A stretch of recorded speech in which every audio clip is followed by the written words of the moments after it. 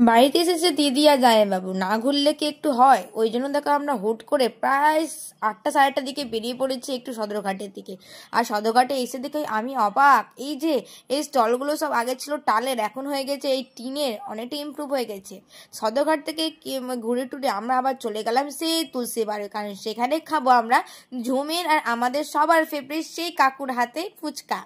আর এখানে দেখো আমরা কিন্তু ফুচকার জন্য রেডি হয়ে আছি, ওই আগেই বসে গেছে টেবিলের ওপরে। সবারই ডিমান্ড অনুযায়ী চকলেট ফুচকা, কেউ দই ফুচকা আমরা নিয়ে নিলাম, আর তারপরে দেখো এনজয় করে আমরা খেয়েও নিলাম। আর আমরা দেখো এখানেও তখন ও নিজে বসেছিল, এবার ফুচকাকে বসিয়ে দিয়েছে। আর ঝুমের দেখো শরীর খারাপ ছিল, ওই জন্য একটু ওর মুখটা শুকনো শুকনো লাগছে, কিন্তু ও এটা খেতে দারুণ মজা করে।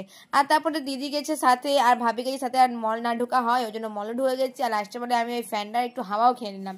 আর তারপরে আমাদের জন্য আমরা কিনতাম একটা স্কুল ব্যাগ, ওই জন্য আমরা স্কুল ব্যাগের দোকান চলে গেলাম।